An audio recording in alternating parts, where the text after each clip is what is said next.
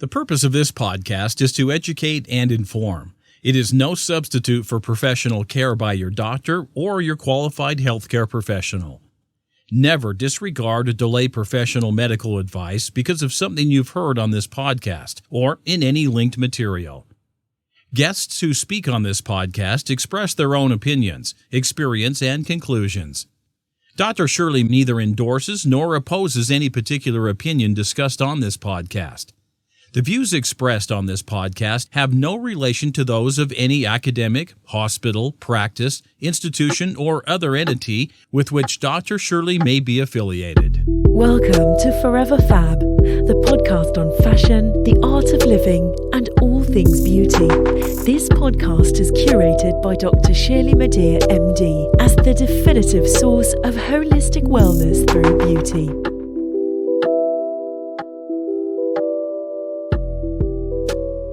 Welcome to the Forever Fab podcast, the podcast dedicated to fashion, the art of living well, and all things beauty. I'm your host, Dr. Shirley Madhere, your purveyor of this definitive source of living a beautiful and fabulous life. This week's topic is another year in fashion, the 2019 annual wrap-up. And we have today two illustrious, exuberant, radiant, and fantabulous women who have agreed to join me on this podcast, Mikki Taylor and Marielle Bobo. Mikki Taylor is the leading authority on inner and outer beauty. Woohoo! My favorite topic. For women of color and a compelling empowerment speaker who emboldens women to own their lives, own their stories, celebrate their beauty, and master their purpose with distinction. Mikki has authored several books, including the critically acclaimed Self-Seduction, Your Ultimate Path to Inner and Outer Beauty, Commander in Chic, Every Woman's Guide to Managing Her Style Like a Boss, like a First Lady actually is the title, and her latest, Editor in Chic, How to Style and Be Your Most Empowered Self. As the former beauty and cover director at Essence magazine, she casted and produced over 500 covers, as well as its signature beauty pages to affirm and inspire the culture's definition of beauty and style, which does include us. Today, she serves as the publication's editor-at-large, hosting its audience at live events such as Essence Festival's Power Stage and Disney Dreamers Academy with Steve Harvey.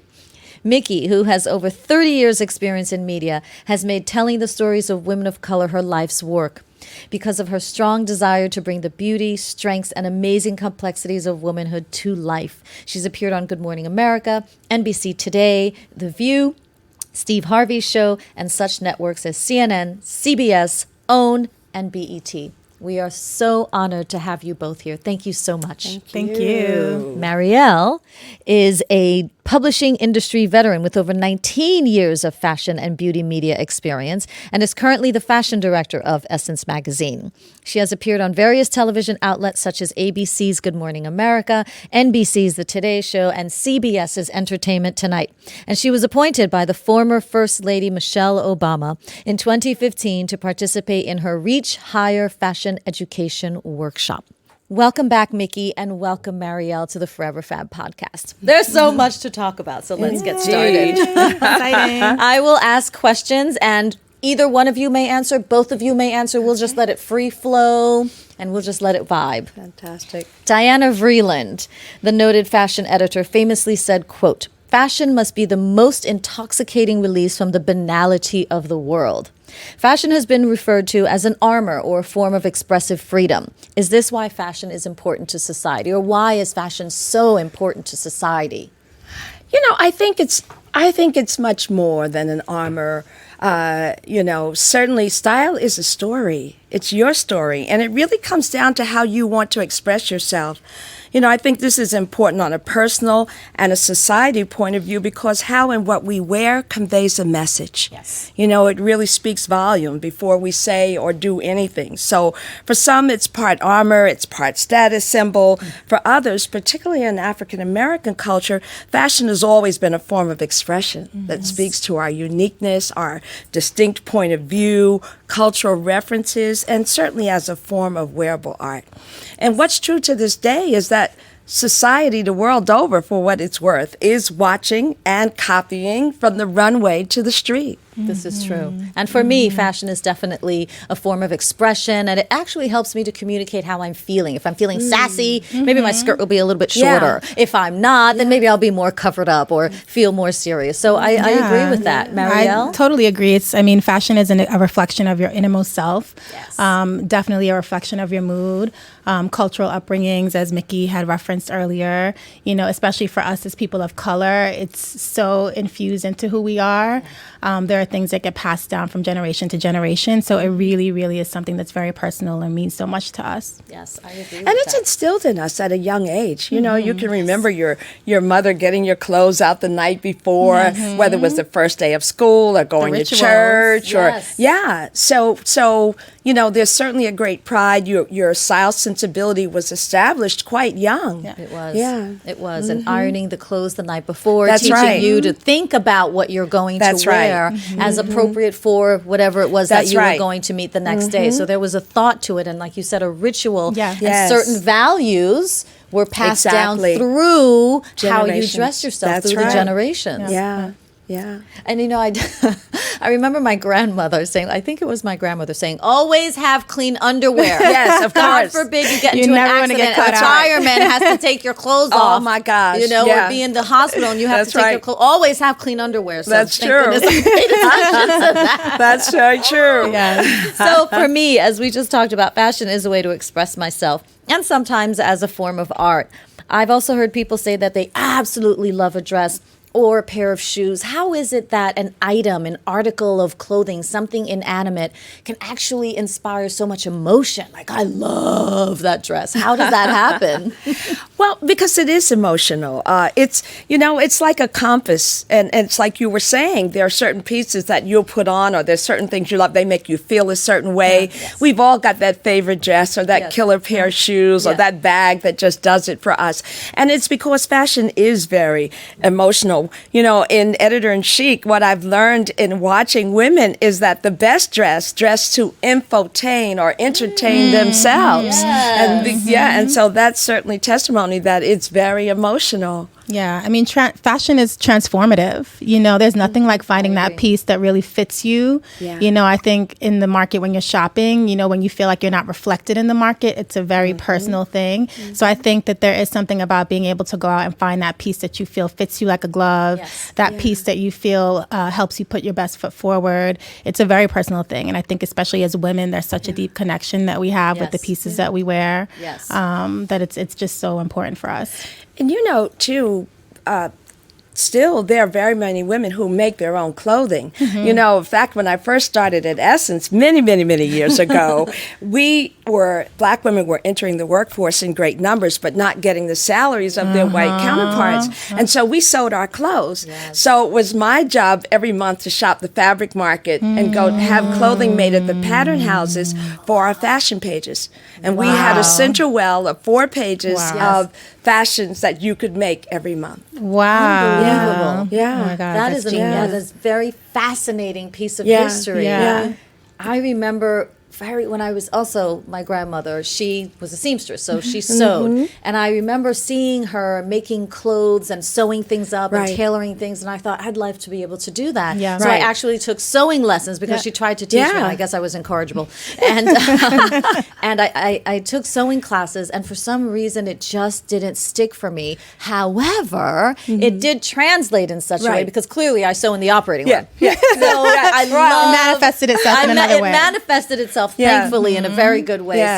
So there's I that. think we all have those. I mean, I have those pieces as well that Yeah. were passed down from my grandmother that I still wear. Yes. I have dresses that she's given me that I still wear, and it's just like such a personal connection. Yes, I have pieces from my mother. And again, just that individuality that's so important to How you us. wear it. Like when we first started working, in fact, with Destiny's Child, and Tina Knowles was still Yes. on the road with them, and she sewed their clothes. I was going to say, she was Yeah. one of them, wasn't absolutely.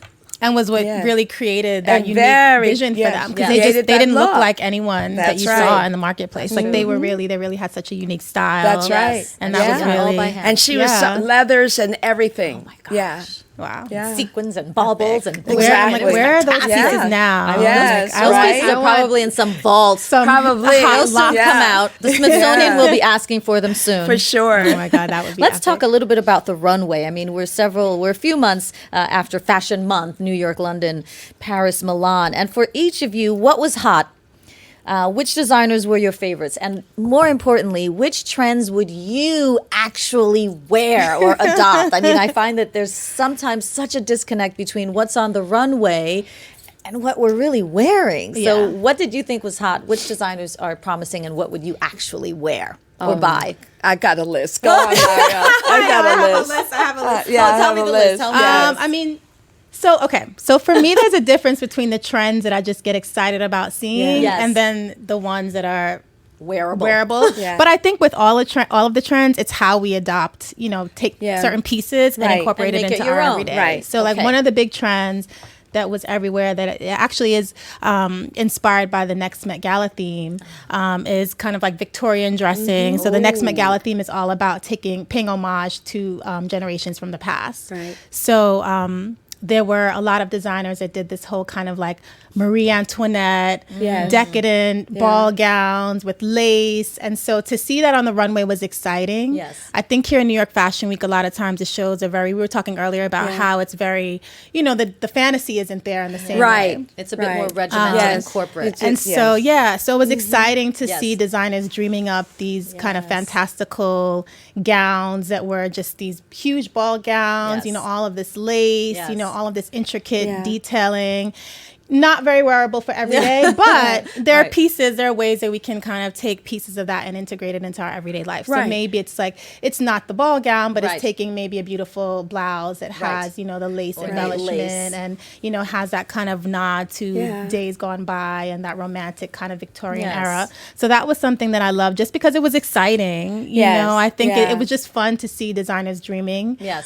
So that was, I think, a big trend that I think I was really, really Yeah. excited to see on the runway. That kind of like Victorian decadence, Yes. the over the top, over-the-topness. Yeah. dreaminess of Yeah. it was exciting Yeah. for me. Out with the austerity. So just Yeah. crazy, Yeah. but again, like wearable. If you take certain bits of it, maybe Yes. it's like not the full silhouette, but Yes. maybe it's Yeah. certain bits of pieces, the separates, Yes. the shirting, even the A-line silhouette, which I think Yeah. is very flattering for most women.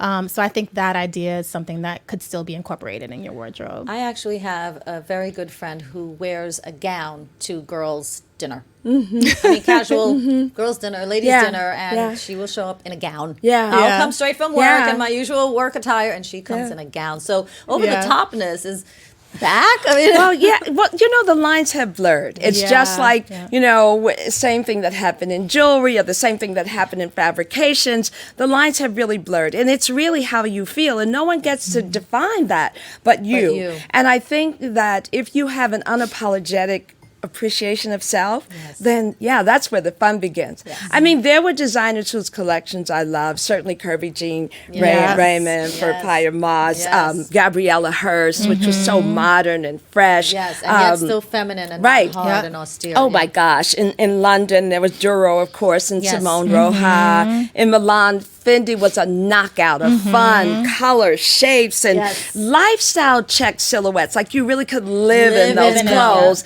day to night. Because who goes home to change to go out? I You know, know, right. No right? anymore. But I will tell you, I'm going. My style sensibility is shifting from this classic with a twist, if you will. Yes. And I think I'm becoming this hopeless romantic. So I was smitten with Valentino. It was Valentino. Valentino, It's been Valentino, amazing. Valentino. Beautiful. Yeah. And it's been that way for the last seasons, Yeah. for several seasons. I love the opulence of it all. I love the fabrics, rich, the color colors. mixes, the volume, texture. Ruffles. the ruffles, The drama. Yeah, Drama. yeah. Yeah. And so it really is the difference between getting dressed Yes. or just putting on clothes. Yes. That's true. Yes. There is a Valentino. difference. Yes. Yes. There So is if a you difference. want to get dressed, Yes.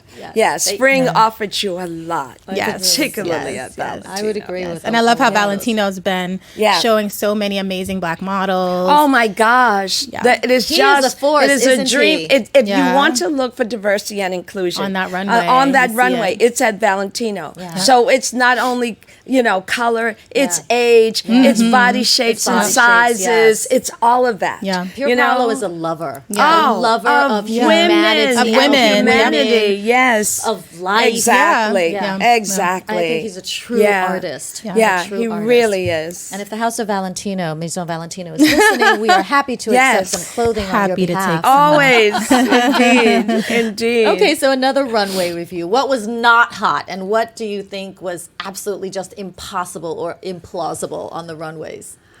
Oh Lord, there's a lot. I think one of the trends that was just how could you wear that? A lot of people were doing kind of this like lingerie as outerwear thing, where you saw like intimate pieces that were being worn for day on the runway. Right. And it looked cool in some iterations, but again, just very not wearable. Yeah, keep innerwear and outerwear. Keep it inside. Yeah. Keep it behind I the also scenes. think when designers take eras or decades too literal, it's just such a sinkhole. Yeah. And I felt like those who took the 70s too literal. Like if I wanted that, I could go to a vintage shop. That's right. And at those prices, I would go to a vintage shop. Yes. Right. So so that was just like I was gasping for How did you air. feel about Marc Jacobs? I won't call names. I just, oh my gosh, I won't call names. But I had a slew of disappointments in New York.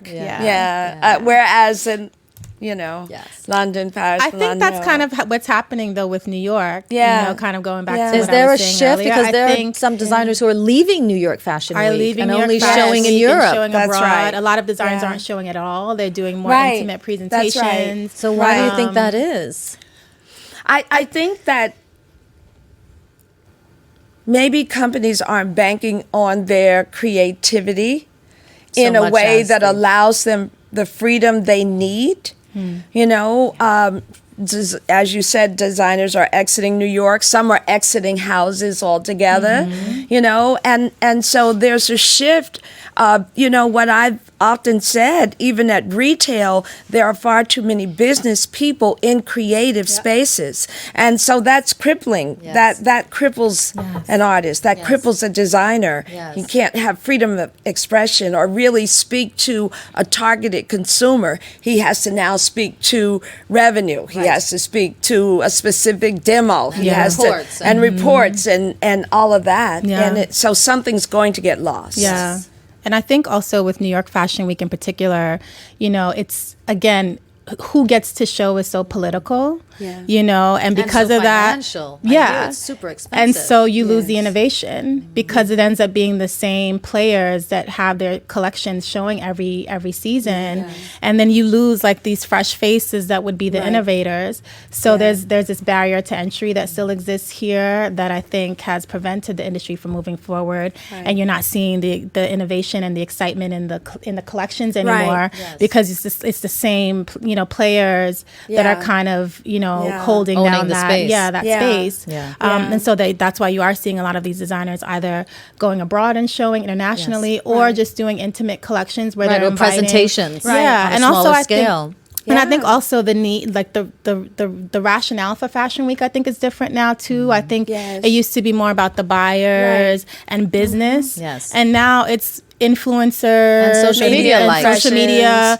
So it's not even Yeah. so the amount of money that a designer would spend to do a production, especially a new designer that doesn't have those kind of resources, It's it's not exorbitant. worthwhile for them. Not at all. Yes. It Not doesn't do anything for them. It's nice to have some level of visibility. Yes. But they're not able to network with buyers. There's no payoff. there's no payoff for them, No so it's not payoff. worthwhile. Yeah, I've always thought that because some audience members or some people on social media don't really believe the influencers. I don't dress according to what an influencer would tell me, or would suggest that I wear. So why do the brands and the designers, or at least the houses, still heavily rely on their influence? You know what? It's shifting. And so, I looked at this. In fact, I did some research on this. Yes. And so if you look at the types of researchers that are trending right now, there are three distinctive types, certainly in fashion and beauty. So there's still the celebrity influencers, but there's also what's known as macro influencers. These are the ones who have an audience audience of 50,000 to 300K followers on a particular social media channel, like an Instagram. Then there's micro influencers. They have a following of 2,000 to say 49,000 followers. And it said that they perform the bulk of successful influencer marketing. And why? Because they are normal people who have built up a solid social media following, and consumers are more likely to act on their recommendations. So those are the ones that aren't hurting. What I also learned is that the power of engagement from a social media perspective or an influence perspective is shifting.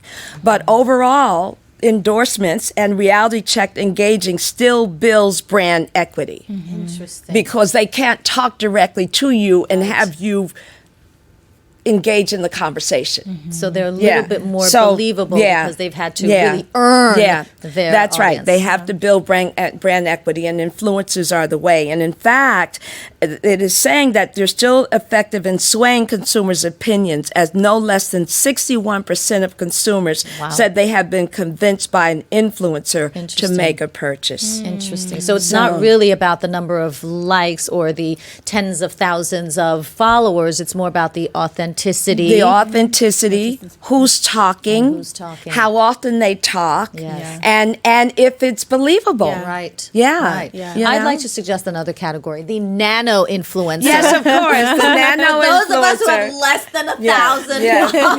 yes. But what we're saying is credible and it's true. And we do it with integrity and credibility. I mean, I think the audience is savvy and they can tell who is organic. They can. They can tell who they can actually trust. Yeah. Right. And so I think now companies are starting to be more careful about who they're partnering with because the audience can tell if they're actually believable or not. Right. Well, let's speak about that believability. So fashion has been said to offer protection, to boost confidence. But if you don't innately feel confident and you put on an outfit to help you feel confident, is it tricky there? Or is it really being authentic? Are you being authentic? If you're not really feeling a certain way, but you're going to put this on and take a photo or a selfie and then put it out there, is that really being authentic? No. I really do believe that shallow thinking only defines who and what you are to shallow people. And I really think when you know your self-worth, when you really know your value, that's a principle that is set within, and it expresses itself in how you dress and how you feel about yourself. And it really isn't dependent on a label, because at the end of the day, the real brand is you. That's right. Yeah. And what you distinctively bring to the table. Carolina Herrera said it best that fashion is a repetition of ideas, but it's all in how you put it together. Right. And when you have an unapologetic sense of self, you're going to have a field day. Yes. And so then you can really dress at all price points. And the labels don't really, again, become part of that armor or that factor that makes you fit in. Yes. Or not. And that you need that to say, I've arrived. You don't. You don't. So, it really comes back to how you see yourself. That being said, I'm all for investment buys. But I do think, the best dressed among us, it's a mix of high and low. Yes, and I it's would not agree the with that. labels that define you. It's really how you work put it together. the labels, how you put it all together. So, yeah. Now let's pick up on that. I like what you said. It's a beautiful segue to my next question. So fashion or clothing, having that dress or that bag or those shoes or that status symbol, etc., may help you feel better temporarily, may be, uplifting by the temporary sort of, fleeting emotion of the new, but not having that particular piece could also make you feel not so great, or could, sort of imbue you with this sense of lack. So how does fashion straddle those two diametrically opposed kind of emotions to inspire or to have people aspire to getting a particular piece, and yet sort of also putting out there, well, this piece is, an investment piece, and, if you are not in the game to buy it, then oh well. So how do we sort of manage that? Well, it's interesting. Back in the day, there used to be a thing known as bridge lines. What is that? And so, so say a designer like Marc Jacobs would have collection, and then he'd have an affordable, the bridge collection. Okay. Nowadays, the larger houses still rely mostly on accessories. So you can't buy a piece of the action in terms of the collection piece. You're going to buy a handbag, or you're going to buy the accessories or the fragrance or what have you. Right.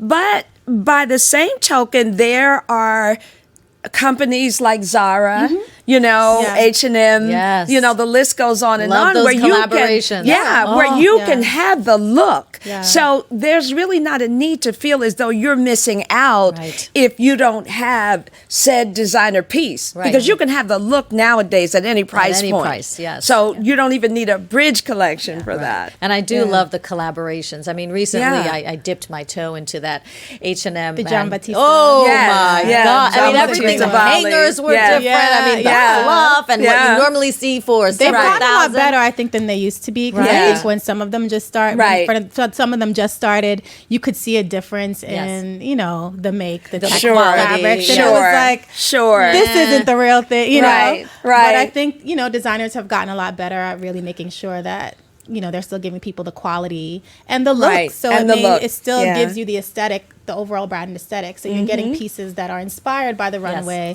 And I think that that's something that really resonates with people. Yes. Right. Though that speaks a little bit to inclusivity, which we'll get to later. Yes. I think also I was going to say that I think social media has really changed the game a lot. Yes. Because where people are not seeing themselves represented, now they're just going out and creating a space for themselves. That's right. So I think for those readers that maybe felt like they weren't represented before, now you can go out and find those brands that speak to your body type, or that give you those designer looks for less, without losing the quality. So you have choices. Yeah, you have a lot more choices now. Thank goodness for that. So I'd like to now talk about some of the nitty-gritty and maybe a little bit of the unglamorous side of fashion, if you will. You've been listening to part 1 of the Forever Fab podcast. Tune in next time where you can hear part 2. Thanks for listening. Thank you for listening to this week's episode of Forever Fab, the podcast on fashion, the art of living, and all things beauty, curated by Dr. Shirley Madhere, MD. Live beautifully and help make the world a more beautiful place.